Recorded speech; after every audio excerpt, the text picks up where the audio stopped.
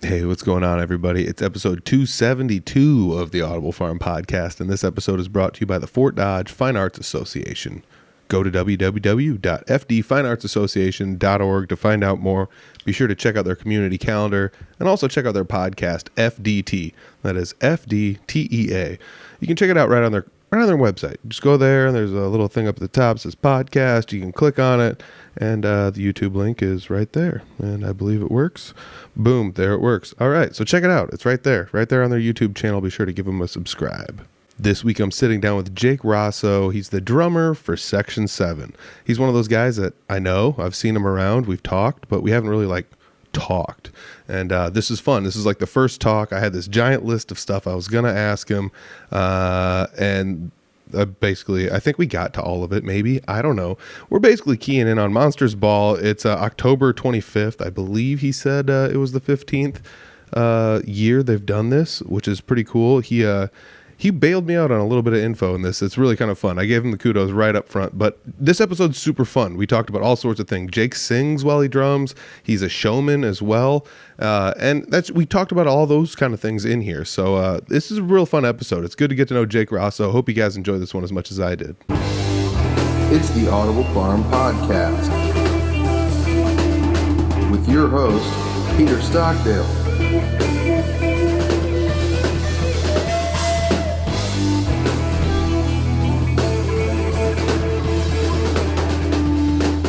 I'm sitting down today with Jake Rossow.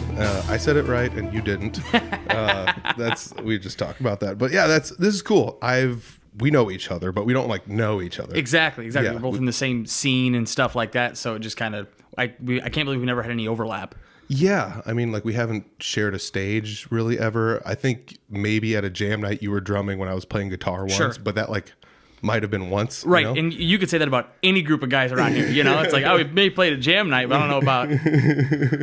So yeah, that's what I think is really cool about our scene is we're Facebook friends, we follow each other, whatever, and, Sure. and so I get to see what you're up to, and you get to see what I'm up to, and I know you're playing shows, and I see people more frequently that you're in bands with and stuff Right. like that. So it's I have this weird I know you, and I know, but, Sure. but we don't know each other, and that's Exactly. what's going to be fun about this is we're going to get to know each other. Exactly. So, you are the drummer in Section 7. I do want to say at the front, usually I always forget to promote everything all the way at the back, but at the front end, Monsters Ball, October 25th. It is the 15th annual. Thanks to Jake for reminding me of that. So got to give him his due. I'll take it. But yeah, drummer Section 7. I like to start out at the beginning. So at what age did you realize you're a drummer? Did you already know, were you growing up banging on pots and pans, or did you hear a certain riff, or did one of your buddies drum, or what's the deal? So it's very typical drummer story of, the pots and pans, and you just play on them. There was always one little drum that a grandparent got me or something that you play on, but it didn't really meld into anything until eventually about 10 years old, I got first drum kit from Santa, and the kit wasn't a high quality kit. It was just here, something better than one singular drum. Yep. And I wasn't even good at that when I started. It was I just kind of play along with songs. I always give myself crap because I'm a metal guy. I like to play the rock stuff. I like to do all that. But the first song I ever learned on drums was She's Country by Jason Aldean. So it makes me feel a little bit God, I missed an opportunity there. But that's hilarious. That's kind of where it started. Was I got a first kit. I obviously had the growing up thing. So when people are like, how long have you been playing drums? I can either say, well, I started playing drums at 10, which would be 15 years ago or 14 years ago, and 15 in a couple of days. But I could go all the way back to 3 years old banging on pots and pans. But I really became a drummer about between 10 and 12 years old. All right. So you said Jason Aldean. Yep. Where did that come from? That was my mom played all kinds of country growing up, and she was, anybody my age will totally understand the waking up on Saturday morning and having CMT's top 20 countdown going. And seriously, the amount of Kenny Chesney, Jason Aldean on there, and I actually disliked it. I'm not into it. I don't like it. That She's Country song is badass. But I'm not really into the country thing. And then Dad was very, Metallica and that thrash metal 90s Pantera stuff. He was all into that heavier stuff, and then it kind of blended together. And then when I say 10 to 12 years old was when drumming started. At 10, I got my first kit, played for the typical 6 months, then you don't play it again. And then at 12, I found Avenged Sevenfold, and I heard their drummer, the Rev, and I was like, whatever he's doing, that is what I want to do. And then, going from playing a Jason Aldean song to playing an Avenged Sevenfold song, you kind of have to turn the volume up a little bit. Turn that talent nozzle that you don't have. That's true. Yeah. So I worked really hard on that, but I take pride in knowing that because I learned Avenged Sevenfold first, it makes learning a Jason Aldean song today a lot more simple. Yes. Because you learned the hard stuff at the very beginning, even though you weren't great at it, you still tried. Dude, I there's something to this. There's definitely something to this, because like I used to think that when you're young, things are hard, but like easy stuff on the guitar is hard at that point, right? And so like, why not just be like, well, I learned a Megadeth song, like exactly. You don't know it is more difficult than a Blink 182 song. Yes, in theory, yes. But like your brain can't. It's infinitely more difficult than anything. Yes. They're all that difficult. They're all difficult. So why not just learn the difficult one to us now? Yeah.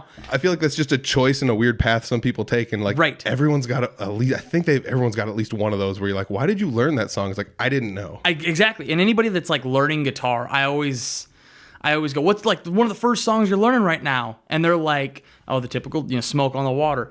I despise learning Smoke on the Water, because if you teach a kid, here's the easiest song you can play, they're happy because they can play along to that song with their phone.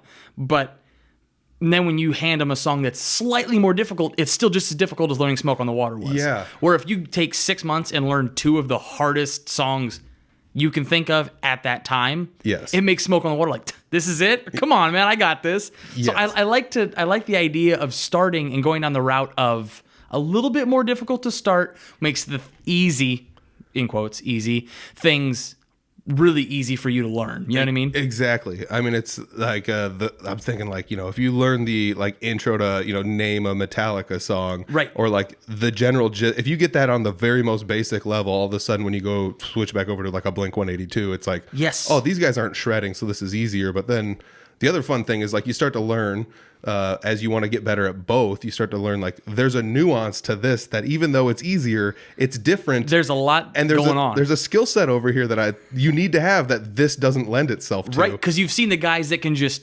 shred away but can't count to 4 and play a riff at the same time, Yep. It's like you can shred, brother, but you got to be able to do that both, you know what I mean? Yep.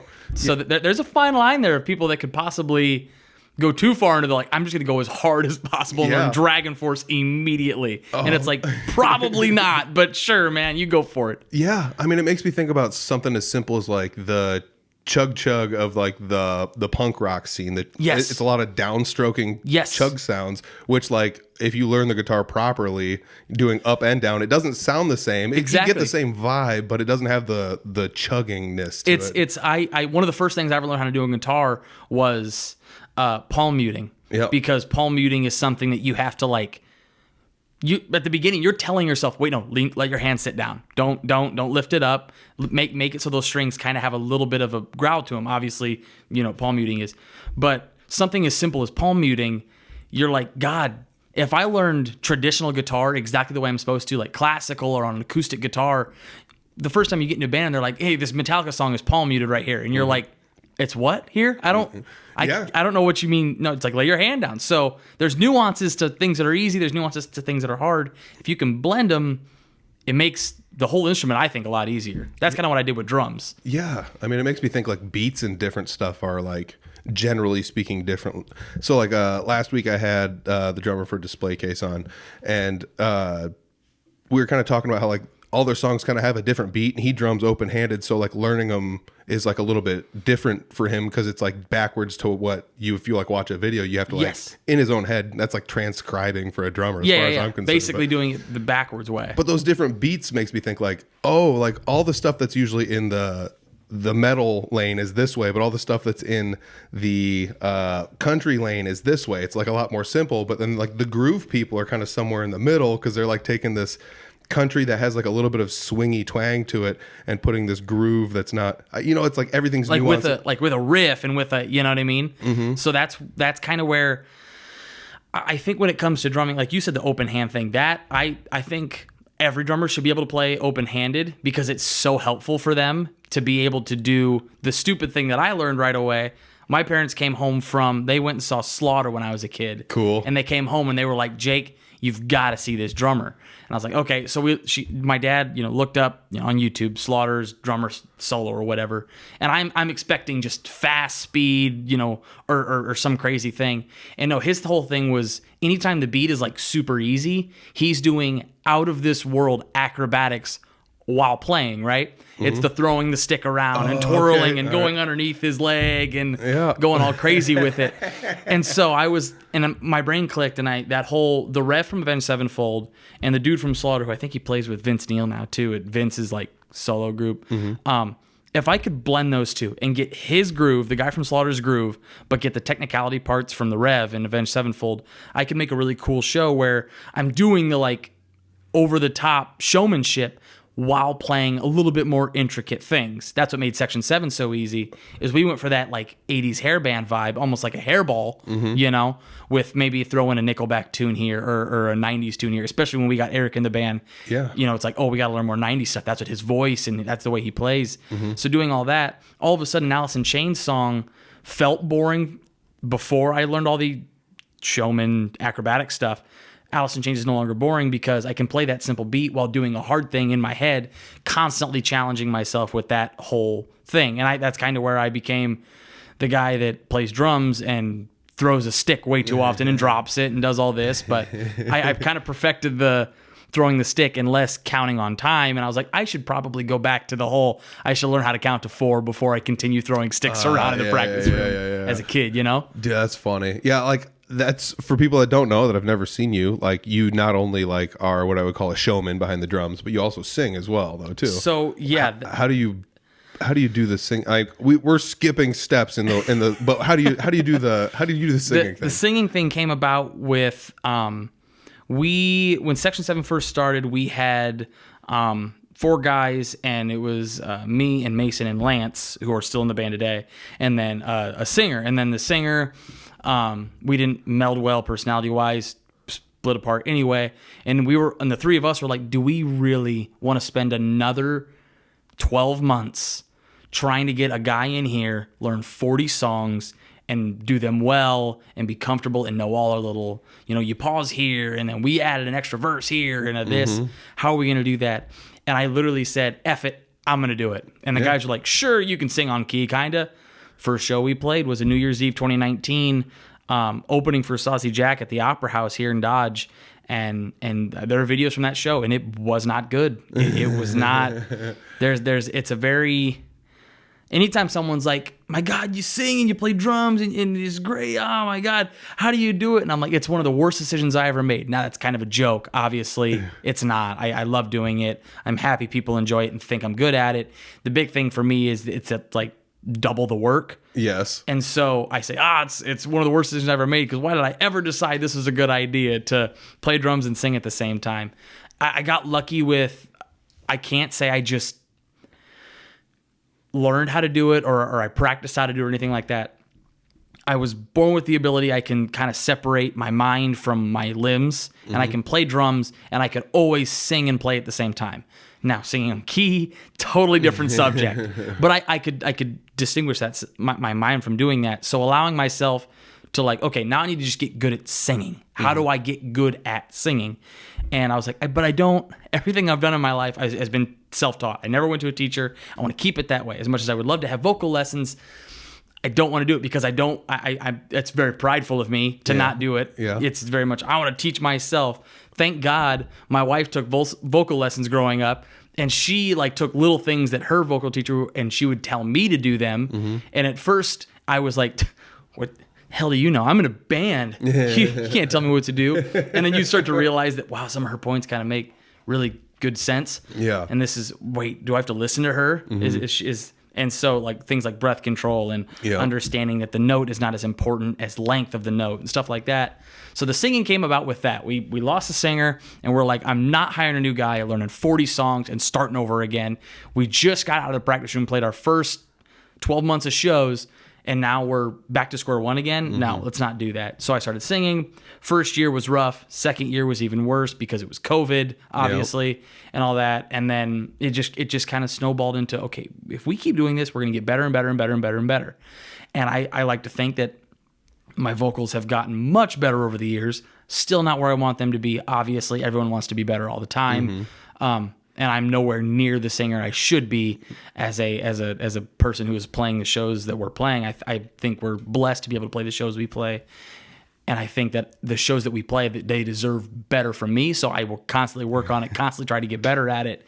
And then you see someone like Alyssa, go out there and sing, and you're like, well, I'm just going to quit this job. This is stupid anyway. I don't want to be involved. Yeah, my least favorite thing is like showing up and it's just somebody that's just, and I'm not trying to pigeonhole anyone, but they're like, let's just say they're like smoking cigarettes and like having a beer before they go out on stage, and they can sing and they nail it. Like, and I'm talking thousands of times better than I can sing, dude. And it's like, are you like? You're not even trying, and you're this good. Exactly. And then there are, like, do you know how many shows we have played where before the show, the bar owner is like, "Hey guys, let's do a quick shot," and like, here's a plate of Fireball. Let's all do a shot, loosen up before the show. Fireball, voice is gone, brother. Any whiskey, voice is gone. Now I'm in a band with Jared Benson, and he just drinks whiskey like all the time at shows, not in a too much way. I'm not saying that, Jared, get off my case. I didn't say that. No. He drinks whiskey, and then he goes out and he sings great, and I'm like, dude, one shot of Fireball and I'd be dead vocally, brother. I can't do it. He's another one of those guys that, like, I don't see him play live enough, but every time I do, it's like you say, you just throw your hands up in the air like, what am I supposed to do? I can't compete with this. Like, every time I think, and I can play guitar and I can kind of sing, but every time I think about going out and playing guitar and singing by myself, I'm just like, no, not a chance. Nope. Like, and it's not like I've got stage fright to do it. It's that I know damn well there's a lot better people to do it than me. So I'm not gonna throw my hand in that. It's something like, why would you pay me money when you pay that guy money? Right, exactly. Like, it's like, I appreciate the sentiment, but like, here's a number of a guy who's really good. Yeah, exactly. I'm pretty sure he's got an open date. Let's book him instead. Right. You know, like, but if he needs a drummer or a rhythm guitar player, I am in. Yeah, let's hook you let it up. me know, brother. That's hilarious. So I was actually kind of like wondering, like, now we're gonna like backtrack, but like where all the like the rock and metal and stuff came from. But it's fun that you also had like, you know, that's your dad, but it's fun that you also have like the countryside, you know, the dichotomy of it, because like around here, that's kind of what everybody likes to hear, you know, and like you're at least familiar enough with it where it's not something that's foreign to you. It's not like you grew up in a bubble and only went down the rock and metal route, and then when somebody's like, here, play this, whatever should have been a cowboy, you're like, you don't overplay it. You exactly. know? Like, I think I got lucky as hell with that. So mom always tried to get me to like listen to more country. She's like, listen to this song, and I'm like, sucks. I don't like it. You know, the typical teenager growing up listening to rock and metal music. I'm glad you're saying that, because that was me too, and I regret it. It took You're lucky that you figured it out at a young age, because it took me until I was like 3 years older than you are now to be like, oh, wait a second. Maybe this stuff has some points to it. I don't know. Yeah. But I got lucky with, so mom always, and I was like, yeah, whatever, mom, I'll listen to it later. And then I played a rock show with Brady O'Brien live out at the band shell.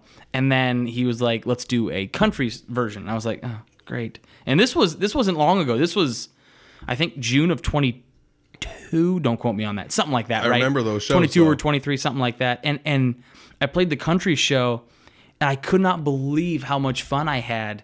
And it kind of goes all the way back to what we talked about earlier with playing an intricate drum part while being the showman. Dear God, country, you can play the most. It's not hard drums most of the time. Mm-hmm. So you can double the showmanship and still be just as solid as a drummer as you want to be.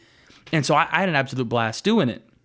It wasn't a couple months after that, I get a text from Jared, and he's like, hey, I've got some songs I want some drums on.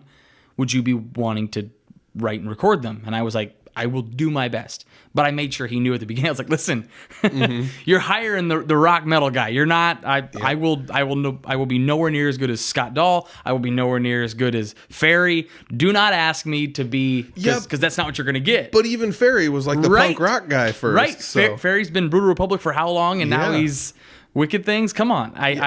So I kind of went that route, but I noticed very quickly in the studio with Jared, he was like, listen, that take was great, but be more you. Whatever, he could tell I was trying to be the, here's your country rock drums, play that part. Yeah, and I kind of went over the top. Yeah, for the layman, it's the difference between like, obviously a lot of drum fills, a lot of drums going on, but like country is just like 1, 2, 3, 4, and it's just that the whole time for the most part. The drums aren't the flashy thing. No, like, it's most of the vocals. Vocals need to be center point because that's how good country artists are. Yeah, 100%. Yeah. And so when he allowed me to kind of open up the can a little bit and be like, hey, throw a little bit more of this in there. You want to add a double kick in that part? Don't make it long, but put it there. And then the album Save My Soul came out, and I think, as far as I know, everyone seemed to really enjoy it, thought it was great.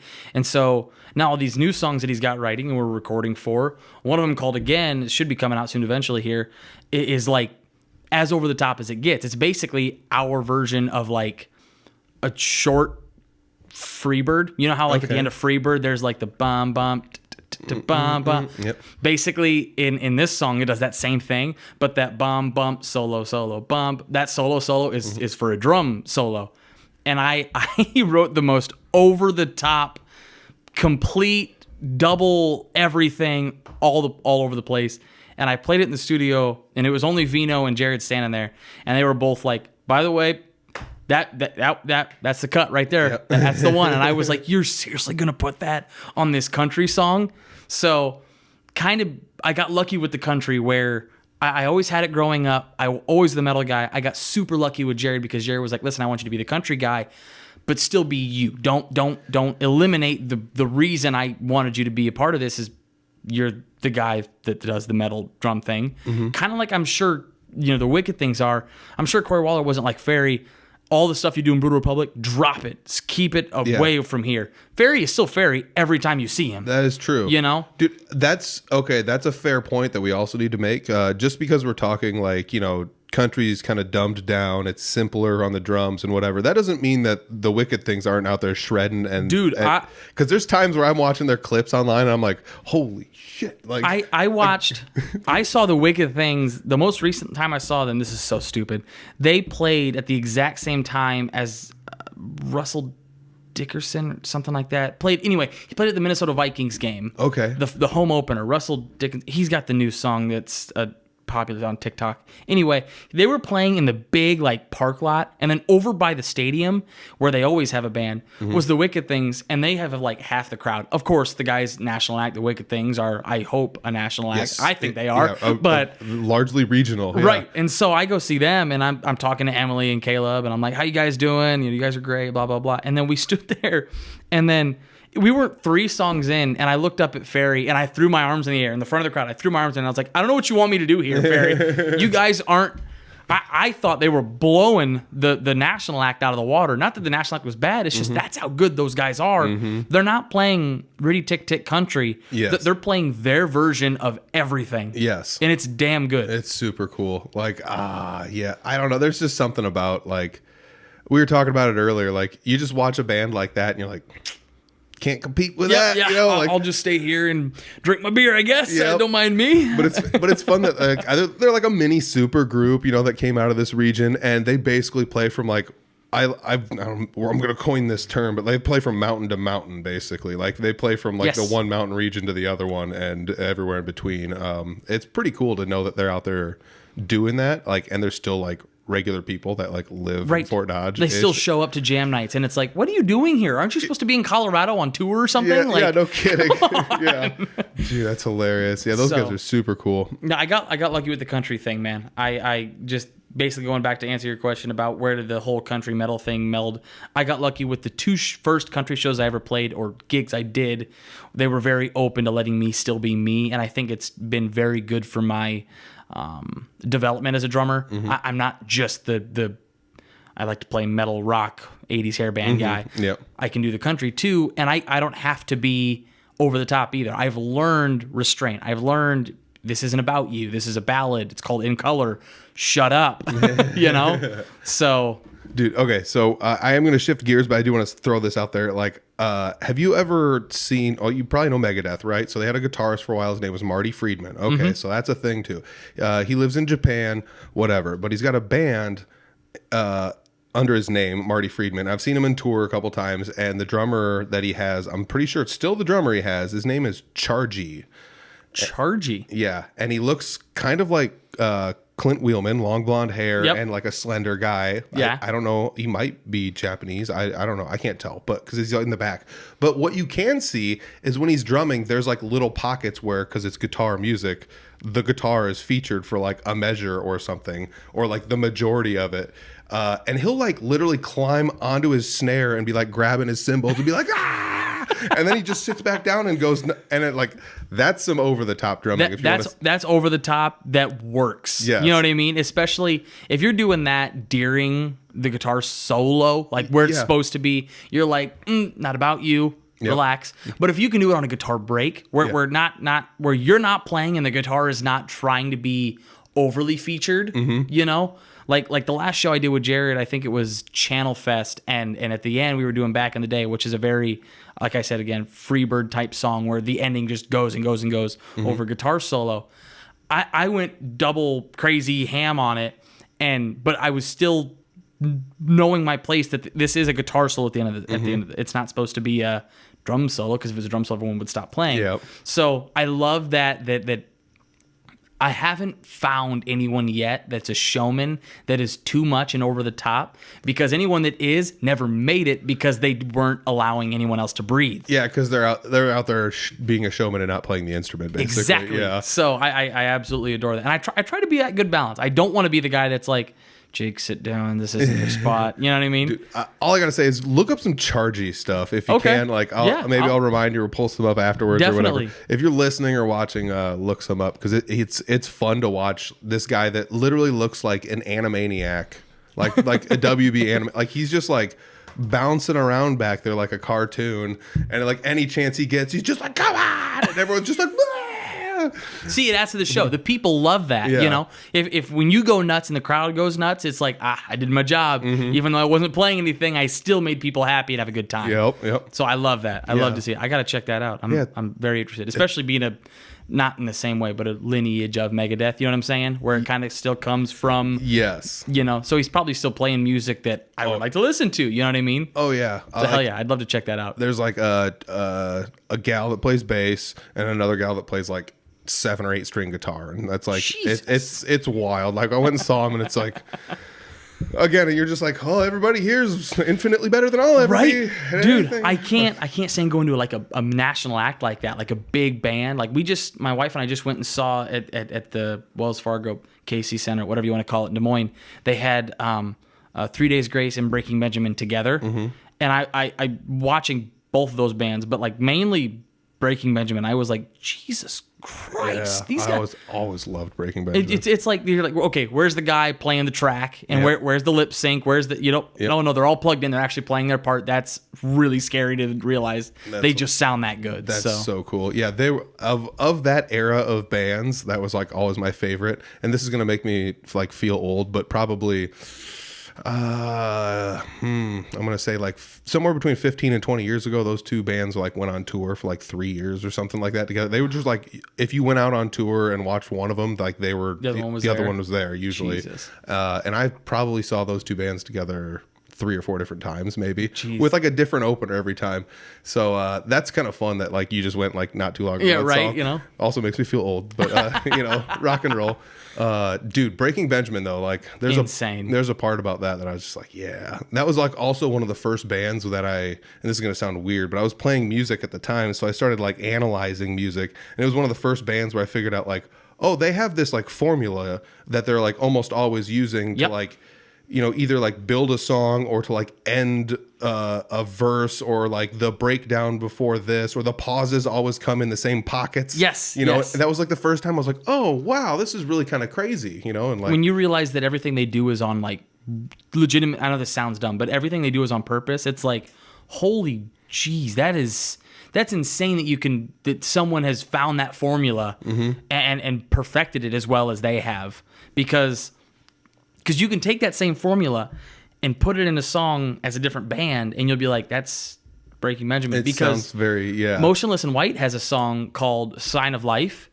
If you closed your eyes and listened to that song, you would tell me it's Breaking Benjamin. I mean, he tries to sing the same, and that's not a harp on them. I love that song, and I love Motionless in White, but it's like you're obviously making a call out to Breaking Benjamin, like, hey, we love you. We're gonna do a song very similar to your guys' formula. So that there's a formula out there for like these bands. I swear, dude. That just makes me think like this is the one I always point at. Thin Lizzy. If you think like the boys are back in town, yep. They got like it's always a 2 guitar attack playing in a harmony sense. And like every time you hear that afterwards, it's just like they're doing the Thin Lizzy thing, you know, to the point where like Iron Maiden, probably my favorite band. Like I celebrate the whole catalog. Just holy crap! If anybody likes Maiden, give me a shout out because I freaking love them. But like just the beginning of the Trooper, that's Thin Lizzy. You know, it's that dueling guitar over a melody. Yeah. It ends up being a thing over and over and over again that they themed, and it's like maybe it's just like a European like heavy rock metal thing or something. Like they probably looked up to Thin Lizzy or like, whatever it is, there's something in there where it's like, yes, I always just hearken it back to like, this is the Thin Lizzy thing. Cause they were the band that just did it so much. Maybe how many of those songs that are like that Thin Lizzy, when you listen to Boys Are Back in Town, I've seen more people sing along to the guitar part than the actual vocal melody, because that's how well known that guitar part came known. You know what I mean? Yeah, everyone sings along to that part, not the vocals. That's how you know you wrote a good guitar part too. Dude, that's when hilarious. People are singing that. I've heard that song 80 billion times, and I will not sing it correctly if the lyrics aren't in front of me. But I will do all the. I can't believe you just said that. That's hilarious. Now you've just like ruined like I'm going to be looking at that now so much. Next time you hear it, like watch the people that are around you. If no one's saying anything, and then they're just going to go. I'm telling you, they're going to do it. I promise. They do the same thing for like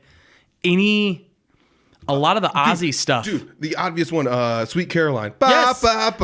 Dude. That's the background. That's not even a vocal melody. People created the vocal melody because that's what the band did. That's hilarious. Holy crap. I don't know why this is so eye-opening to me, but we're like 270 some episodes into this, and I'm still just every now and then like, wow, this is how you see music, and it's like seeing colors for the first time. I think that's what's crazy. The fact that you've had, like you just said, like 270 episodes of this stuff, and each time you talk with a new person, both people at the table learned a new thing about the way that person sees music. It's very, very indicative of how we as musicians all digest music differently, and how at the exact same time we're all identical inside on the head when it comes to how music works. Think of how many things you've learned, how many things the people you've talked to have learned while sitting in here talking to you, but then you're like, didn't we all do the same thing? We all picked up an instrument, wanted to play it live, and have a good time. That to me, that's the most common thing a musician does. Want an instrument, play it live. Look at that. Everyone has the same formula. Well, no, because everyone digests it differently, and everyone has a way of looking at things a little bit different than everybody else. That's why each musician is to their own, not to a similar person. That's why I like to say, who are your influences? Well, here's 4 or 5 guys because I've taken everything they do and made it me. There's not one guy I'm trying to copy. There's not one guy I'm trying to be as good as or anything like that. I'm trying to be the best me by taking as much information in as possible. And if you do this on the regular, like you do, where you talk to so many people and you get so many different views of music, I can't imagine the things that your brain is like, oh my God, I've got such a wide knowledge of how music is digested because of how many people you talk to. Yeah, it makes me think about like when you go to a jam night, like, and this is, I'm just speaking in the most basic sense, like of, let's say you as a drummer are programmed to be like, the fill goes here. Like this, it's not like a big shine, but this is my shine on boo-doo-doo, boo-doo-boo-boo. Like right. This is the fill spot. But like maybe that's where the person who's playing bass, who you've never played with, because of the music they listen to and the stuff that they do, they're like, this is where the bass fill would go, and now all of a sudden it either meshes really well or it doesn't, and you can either learn to like sync up or get out of each other's way. You know, it's kind of like with the guitar fill goes here. Like when I played with Owen O'Brien, he was a busy bassist at the time. But like I learned Owen's tendencies, and it's just like, well, if he's gonna do some like beedaloo beedaloo up on the neck, it's like I'll just let him do it, and not, I don't have to fill in anything here. He's the guy doing it. You know, it's so crazy because my dad, he was my dad was in a band for some odd years before Section 7 ever became a thing. It was a band called Lefty, and they played just the most off the wall rock metal stuff for the longest time. It was Marshall Dodge, Cody Dodge, Cody Dodge. I think I got that. Yeah, Lance, obviously my dad, and Greg Black, and those guys were all, you know, friends, family, whatever. But they played a lot of songs, and then Lefty split up, and then Section 7 came around, and my dad and I are playing together, right? And we're, you know, every now and then we're throwing a song Lefty did. And we'd play it, and we'd get like halfway through a bridge or something, and my dad would like stop everything, and he would go, "You're supposed to bat, bat, bat right there on that spot." And I was like, "No, I'm not. That's not in the song. That's not. Why would I do that there?" And then he's like, "That's what Cody did. That's what they did. That's what they did when I was in that. It's because you're playing the same song, but it's so I totally understand like you playing with Scott now. When you're playing with Jesse, you're playing with Scott. I'm sure Scott plays differently. Yeah. You know, so it's so weird to realize that everybody kind of plays parts a little bit different. Yeah. But still plays the same song. Yeah. Oh yeah, 100%. Especially when you like, I don't know, if you just go to a jam night, it's like you can watch a song just get absolutely turned inside out, you know, in a good way, because everyone's like, well, I play it this way and they play it this way, and guess what? The drummer's like leaning forward while he's playing, so we're going downhill with this baby. Yep. You know, it's I know it sounds dumb, but like they do that with tunings. How many times have you stood up there at jam night and people are like, "We do this in B," and the other guy's like, "I put a capo on the 5th fret and play it in G. What do you mean?" You know, it's like so it's so funny to watch how people will be like, "It's not how I play it. That's not how I play it." But we got 5 guys up here that end up making that song happen. We'll figure it out. We'll figure it out. Dude, yeah, that's a fun one. Like with guitar, that was like playing guitar with Clint Riedel at jam nights, because he would just be like, Capo 7, I'm playing a C. And it's just like, you're like, okay, what is that? You're like thinking in your head, you know, you're like, okay. Like, I don't use capo. I got to, hang on, wait a minute. Give me some time. And then you just like do the math in your head. And it taught me how to like, if someone's just like, do this, and you're just like, all right, I just play it here now, you know, like it's not quite as big of a problem as it once was. Like if somebody busted a capo out at the jam nights 5+ years ago, I would have been like, yeah, best of luck, guys. Have a good song. All right. Tell me explicitly what you want me to do. Yeah, what note are you playing? I don't care what your capo is. I don't care what note you're playing. I want to know what note that is right there. Yep. So I totally get it. It's everyone digests music differently, man. It's very cool. That's wild. So was Section 7 the first band you were in then ever? It was the first real band. You know how there's like everyone's got that. Every kid's got that. Like I'm gonna play in a band, and then you've got. I never had friends that wanted to play music. I had, you know, Mason growing up. Mason and I have been friends since we were kids, but Mason played guitar. I played drums. That was about it. Obviously, Brady, his little brother, played piano, but Brady wanted to be the light guy, and we're like, why? You're so damn good at piano. To hell with the lights. Dude, yeah. So, but I never had that, like, band, never played live, never did the whole, we did the jam nights a lot. I went and watched my dad's band Lefty a lot when Pee-wee's / Patty's Pub was still a thing. Yep. And so Section 7 was kind of the first, like, okay, I am done with these practice room bands. This is finally a band. Because, you know, we had bands with guys that would come in, they move away. We had guy come in, flaked out, whatever. Doesn't, you know, and every band has a different name. You know, I'm sure we've come up with 1,000 names. I was at a band called Trainwreck. We never played a show. Never had a guitar player, but it was called Trainwreck. We had a name didn't have a guitar player. Had a band called Frail. Had a guitar player. Had a bassist. Had a singer, but it just didn't end up working out. You know, and so I would say Section 7 is the first legitimate playing live, booking it, Facebook page band. It's a Facebook official, baby. Right? So we have a Facebook. So then, what was the very first show you played ever? Then was it with Section 7? Yes. So the first live show I ever played. So this is gonna sound dumb. Technically, the first live show. My parents live on an acreage outside of Dodge, and they have it's like a Rossow farm party. We set the whole PA up because when Lefty disbanded, my dad ended up with all the PA. Mm-hmm. So that's super nice because then when we have this party, we just set the whole damn PA up and just go crazy. So my first shows were once a summer. Every summer I would play with, really for the longest time, it was just me and Mason learning as many songs. We had no singer. We just played a million miles an hour, you know? and so we'd play those shows out at the farm for 50 people of my parents' friends and stuff. We'd play the show. That'd be it. You know, eventually Brady got involved and Brady wanted to run lights for it. So lights were crazy, smoke was fun, and we played songs, but it still wasn't a real band. We didn't have a damn singer. Yep. And then Section 7 kind of started where we had a legit, like, okay, we have practiced, we have songs. Rossow Party is happening this weekend. Let's play 4 songs as a band here for these 50 people and see how it goes. It was fun. We had a good time. And then we started taking bookings. And the first show we ever played was for Mason's parents' anniversary party. It was like 25-year anniversary or whatever it was. And we played there. It was a great time. I hate saying that's technically my first show because I did play a lot of shows before that, but technically it was, you know, my first show. But of course, when you start a band and your first shows are in, you know, like 2019, you don't have long until guess what hits, and boom, March of 2020 hit, and we didn't have a singer. We were learning songs. You know, we had learned the songs because like I said, New Year's Eve was the first show.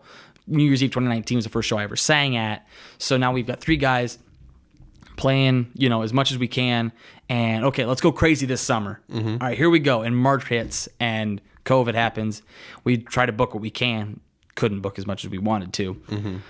Technically, first show was, you know, that anniversary party. But I like to say that the first show that was really us was the New Year's Eve 2019 opening for Saucy Jack at the Opera House, because, you know, that makes us look great. Play a half-ass show with a singer who's never sang live before, and then Saucy Jack gets up. It's like, great, thanks guys. Dude, once again, make us look great. Oh god, that is a cool first show though. If you want to say like that's your like official whatever first show, as this band first paid going out there doing it live for the public type thing.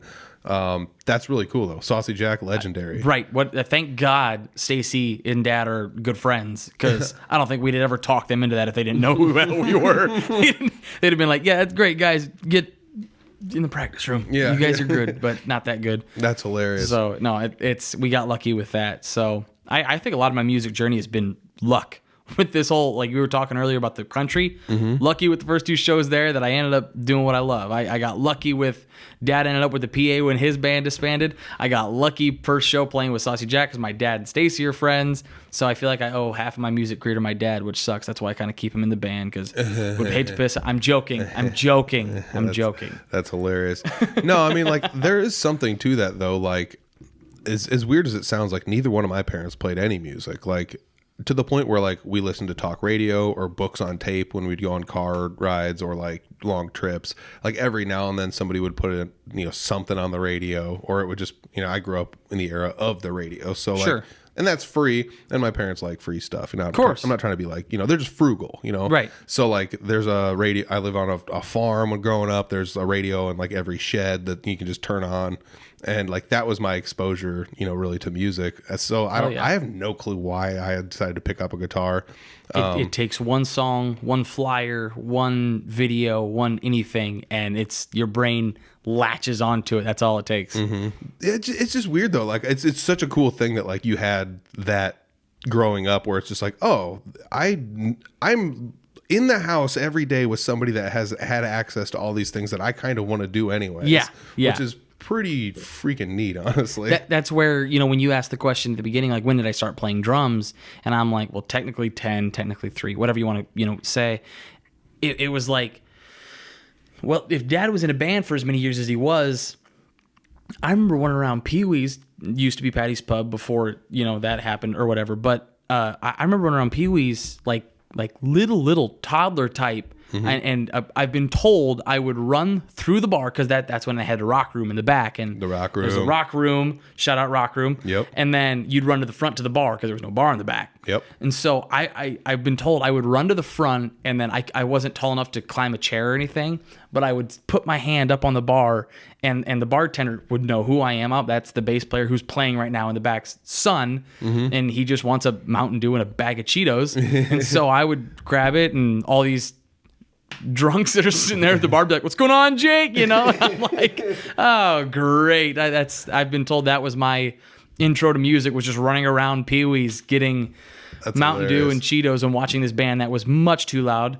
And, dude. you know, they were a loud band. And then they had Marco running sound, Marco Polo, or Mark Gales running sound. Yeah. And Mark I'm sitting next to Mark, and he's running sound. And I'm sure Mark's not like, "Oh, I'm going to turn it down for Lance's kid." And Mark is like, "I'm just going to keep it as loud as I want it," you know? Dude. So.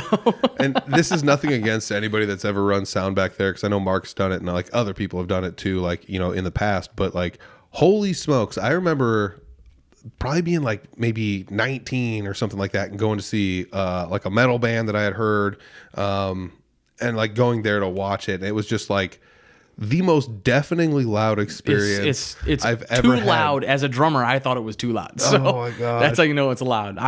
Yeah, it was so loud. And then no hearing protection. I'm sure Mom told Dad, "Hey, make sure he wears hearing protection." Dad's like, "Nah, he needs to learn." Yeah. So thanks. Now I can't hear, but it's fine. I mean, that's the equivalent of like growing up on a farm, and they're like, "My back hurts, you lift this," and it's like, my back is still like, why wouldn't you want me to just have an okay back the rest of your back's already ruined, you lift it. Like, Yeah, it's like your back is bad because your dad made you lift it when you were my age. Yeah. So why are you're cursing me with your bad back? And the cat's in the cradle and the silver spoon. Right. Oh my gosh, this is hilarious. So drumming, singing is pretty wild.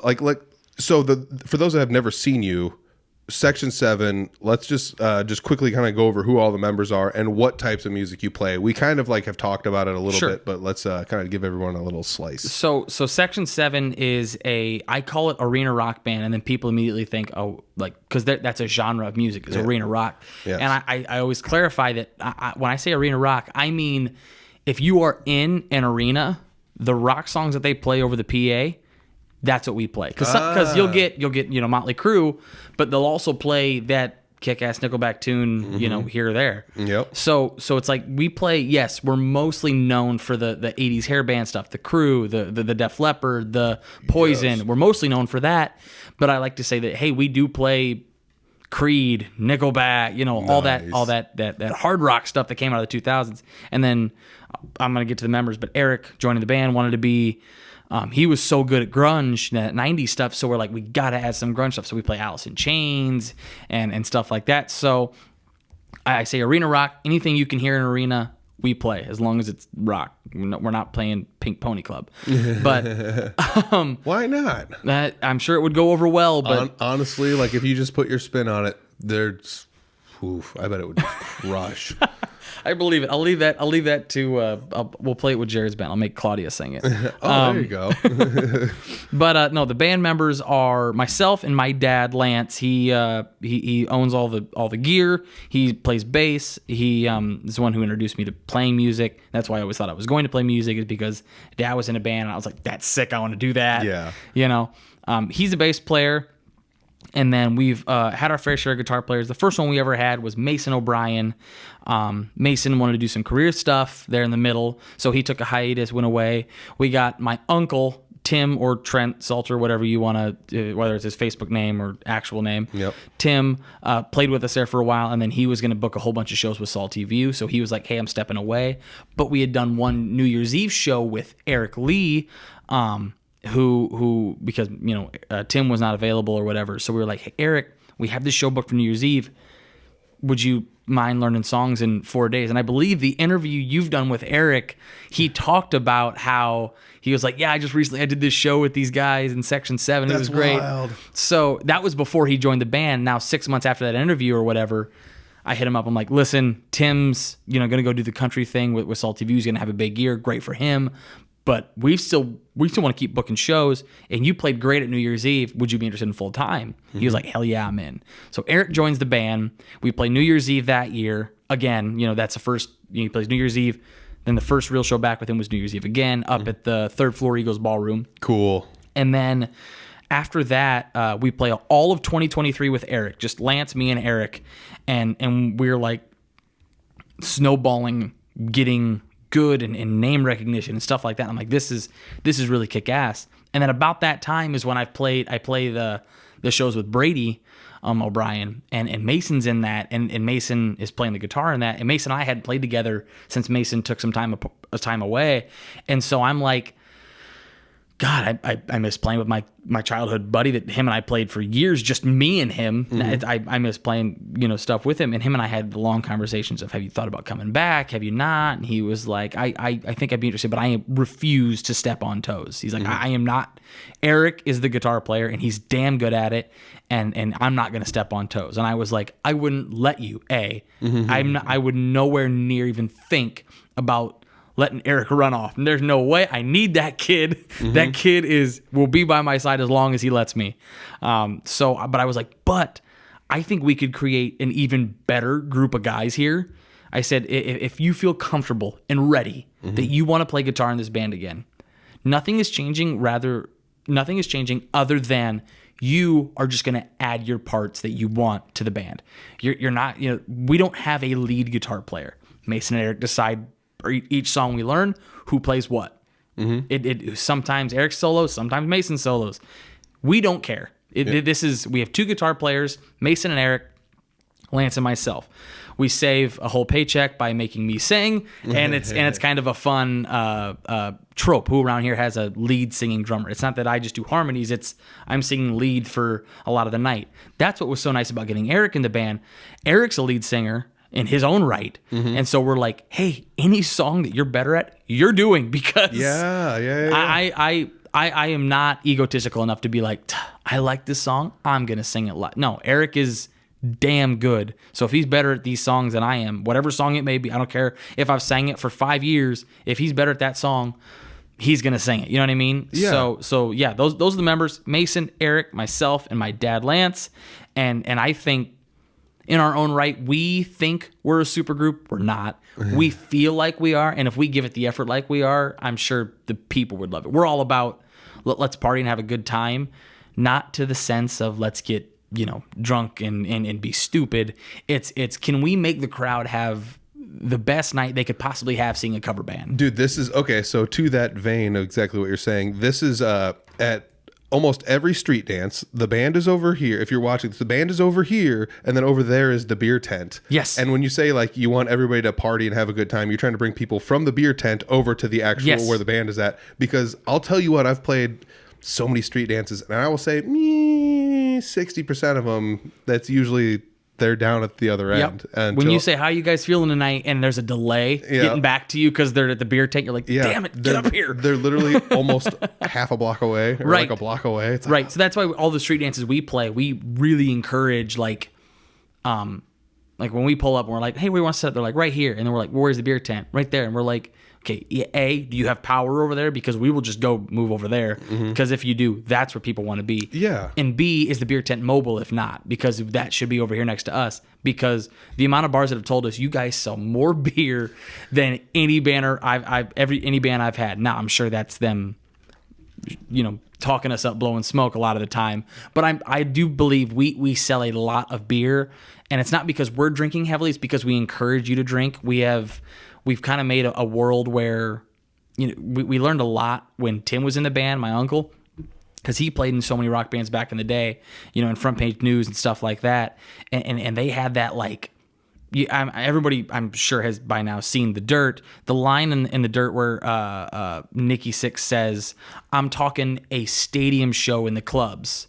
That's kind of the vibe we're going for. We want this to feel like an arena stadium rock show, even though we're playing at Shiny Top. Yeah. Yeah. So we try to do that, and I think that encourages drinking a lot. Every third song we're like, you guys take a drink, even though we barely drink. When we take a drink, we encourage them to just slam a beer, because if the bars are happy, they'll keep having us back, which means that people will keep coming back and we can just play more shows. So there is something to that. Like the solo episodes are boring. Yeah, I get it. Whatever. They have literally like a quarter of the listens as the other ones for the most part. Every now and then one will surprise me and it gets a lot of listens. But I did discuss this once. Like it's kind of like, yeah, our job is to play music, but our job is actually to make sure whoever is hiring us gets what they need out of what we're doing. And whether or not that is A, bringing the party, or B, ensuring that there's people at their establishment procuring whatever they're procuring, because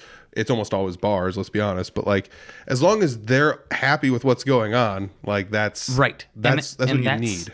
That's so many people think that they're playing the show for them and because they get paid to do it, right? Mm-hmm. And there's nothing wrong with that. But I think you kind of open up a new world of opportunity when you play to make the crowd and the bar owner happy. Because if the bar owner is happy, that means that you sold enough beer, you created enough of a crowd that they've made their money tenfold. And this is, I'm not going to call it a secret because, dear God, we all should know it by now. The more money you make the bar, the more the bar is willing to pay you. I've seen that actually a few times where you make an agreement and they come over and give you a little, like a tip almost. Yes, like they're like, here's $100 bonus because we made, and we're very transparent with the places we play. We're like, listen, our price is our price, and we're not doing that to try to screw you. We're not doing that because we think we're the best of all time. We're doing it because we think we can make you at least double that. Yeah. They have to make at least what they're paying you, because otherwise, why would they even have you? Exactly. Like it doesn't make any sense. So the amount of times when I say that we're transparent with the bars, that a lot of the time that means you get the bar being transparent back. The amount of times we've had a bar come up to us after a show and they're like, "Listen, I'm going to be honest with you guys. You guys are an absolute." They don't say it directly, but indirectly, they're basically saying you should charge more because I made money hand over fist having you guys in here compared to what you guys charged. And it's like, well, what we charged you, we feel is enough for our services. Mm-hmm. So if we made you quadruple that, that's just more. That means book us again in 6 months. Yeah, 6 weeks, if that. You know. Yeah, bring us back every couple months. Right, right. If you can get on a regular rotation somewhere that you have such a good relationship with, we always have a killer show at Rails in Eagle Grove. Yes. So Ed up at Rails is always like, you're on rotation. You know, we'll have you guys back eventually because we have a party every time we're up here. You know? Mm-hmm. So I think that's being transparent and understanding that your value is only as much as you can bring the bar, not what the bar is paying you. Exactly. It's not about trying to get something out of like the business. This is also might sound kind of weird. Like the people I've noticed that are best with the crowd, I'm trying to think of like a few situations, but like the people are usually that are like the best with the crowd, usually from my like experience, those are the people that get paid the most. Yes. As weird as it sounds, like sometimes they're not even like the best. Yep. You know, as crazy as it sounds, if they can play an instrument, sing well, and then command a crowd well, like that's the trifecta as far as, you know, and they can make some pretty decent money doing it. I will also say this is a weird one, but like, there's a couple bands I've been in over time where like they basically almost like, you kind of like pressure the crowd into ensuring that they're like taking care of their bartenders. Cause it's like, I see you guys out there drinking, you know, make sure you drop $1 down for your bartender or whatever. But like, I've seen this exactly one time and I'm sure it happens elsewhere, but like the bartenders at the end of the night, there was like 3 of them that came up and they were just like, we're giving you this cause we made more than we normally would. And it's like, oh, holy crap. Like, you know, and it wasn't like a pile of money, but it was like, say like $30, but it's like, that's crazy. Exactly. You don't realize how just one statement on stage can change their whole night. I'm not going to name names, but we were playing at a bar and we got told by the bar manager that they couldn't find, there were too many waitresses wanting to work that night because they knew we were coming in, and because the last time we played there, all the waitresses that worked that night made more than they do on any regular night. So they're like, listen, you guys do well, and it's because we, you know, tip your bartenders and waitresses, and you know, they're taking great care of you tonight. And then you make one statement like, It can be so stupid as you're in the middle of a song and you see a couple in the front paying for their meal or something, and you're just like, hey, was that tip good enough? No, if you're a joking enough band, you realize they understand that you're not dead serious. Yeah. Obviously, you're not trying to be a jerk. But one statement like that means that when the table next to them pays for their meal, they'll be like, she is doing a great job, and they make a good point. And then she makes more, right? And if you keep them happy, they'll bother the manager about it. And if the manager is annoyed with how often that they're like, when is this band going to come back? Then it's, again, that's not money in your pocket, but it shows under your belt. Yes, exactly. This is the business. Like this is the business. Like you're trying to.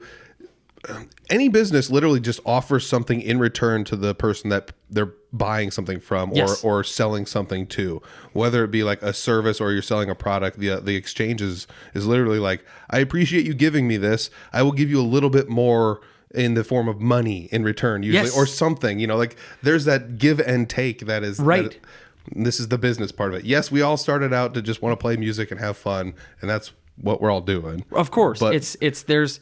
I realized very quickly that local cover band is not in the business of creating music. Local cover band is in the business of people pleasing. Yeah, and that can sound like a negative thing, and it's not.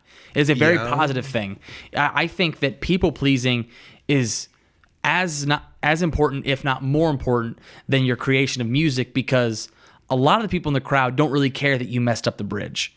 What they care about is that you're not that interested in playing for these people. Yeah, if you're just playing and you just like don't look like you're having a good time, the people in the crowd probably aren't going to have a good time either. Exactly. My dad always says, "Why are you not smiling?" And I was like, "What do you mean I'm not smiling?" And he was like, "You're not actively like smiling at the crowd. So why is the crowd doesn't think that you're interested in them? So why should they be interested in you?" That's true. If your cover band world is basically saying, "I am in the business of people pleasing," then you can be like super interested in your music. Why? Because if you please the people in the crowd, they are now going to be interested in your creation of music. It's all at once. You get the exact same. If you think you're in the business of creating music, people pleasing, you can just create music for fun and please all the people. This comes full circle back to like basically what we kind of talked about in the beginning is like you're a showman as much as you are a drummer. It's not like you're just out there flailing around goofing off. Sure. But you're just making sure everybody's having a good time. And that's what it's all about, and that's kind of cool that like as crazy as it sounds, exactly what we're talking about just came like 100% full circle. That was the goal. We meant to do that. That was on purpose, Yes, it was actually right here in the notes. I basically just threw out the notes and we just had a great conversation, which is the best. That's how it should be. I do want to say one more time, Monsters Ball, October 25th. It is the 15th anniversary. Section 7 is going to be there. Dirty Dollar Bills is going to be the the feature act, the middle, and Three Finger Betty's opening up. Beautiful. And I'm in Three Finger Betty. So we get to watch you play, and then Dirty Dollar Bills, and then Section 7 with some asshole drummer play. But other than that, no, I'm joking. Dude, it's going to be a blast of a night. And if you're not there, that's your own fault. Dude, I'm just saying. It's going to be so wild. I've been to so many of those. It's the place to be. There's a crazy cool like Halloween costume. I may or may not come in a costume. I'm debating it. I talked about it a little bit on the radio a while back, but we'll see. I don't know. Maybe I will, maybe I won't. But I do believe that the entirety of Section 7 will be in costume of something. Now, they may not all match a costume, but they will all be in a costume. All right. So that means that you have to come in a costume if you're coming to the show. Yes. Now I got to talk to the Three Finger Betty guys this weekend to see what's going on. Are we doing this, guys? Are we going to costume up or not? No. Even if you don't want to wear a costume, that's totally fine. You can still come party and drink and have a great time with three amazing bands. I can't wait to see you guys and Dirty Dollar Bills, and I can't wait to absolutely party the night away with everyone that's there. It's going to be super cool. So check it out. I don't know how much it costs at the door. It's like $10 maybe. I believe it's $10 to get in, but it's well worth it. I promise. That's not me saying it to sell it. I'm dead serious. It's totally worth it. Dude, that's the weird thing is like, we're going to end it on this, which is crazy. I feel like we should just end it right there, but I'm going to throw this in there. Fort Dodge has so much free music everywhere that like when somebody tries to charge money for a show, like I feel like people kind of balk at it, but this is the show. Like it's been going so long and so many people go to it that it's wild to me to be like, $10 is not that much money. Right. It's just like whatever, a week's worth of coffee or, I guess like a couple days worth if you're going to Starbucks or something. But still, like, it's wild to be like, every time I've been there, it's the third floor of the Eagles and it's the ballroom and it's a big ballroom and it's usually packed. Clear full of people. And I hope it is this year, man. I cannot wait. Yeah. And I'm not just saying like, oh, it's usually pretty packed. We're talking hundreds of people at this Seriously. place. Seriously. Wall to wall people. It's wild. Shoulder to shoulder. Can't wait. Dude, it's going to be so fun. All right. Well, we'll see you there if I don't see you before then. Sounds good, brother. Awesome. Thanks, man. Thank you. There it is. All right. Episode 272 is in the bank. We've got Monsters Ball, October 25th. That's, like a week from Saturday. So be sure you come check that out. I believe it's $10 at the door, maybe. I should probably look this stuff up. It's all over Facebook. It's all over the events. It's at the Eagles Ballroom, third floor of the Eagles Club in Fort Dodge, Iowa. Be sure to check it out. It's Section 7 headlining. Dirty Dollar Bills is the middle band, and Three Finger Betty is the opening band. And I will be playing music with Three Finger Betty. So come out there, dress up. I believe I'm going to dress up. I don't know. We're feeling that one out. But yeah, the Section 7's coming dressed up. Maybe I can't be showing up. I just got to do it maybe. So come out and find out whether or not I dress up in an outfit. That's super cool. I got the links down below for Section 7. Thank you again to Jake for joining me. Thank you to the Fort Dodge Fine Arts Association. Thank you guys for listening. Go to audiblefarm.com for all the good stuff. And I'll check you next week. Peace.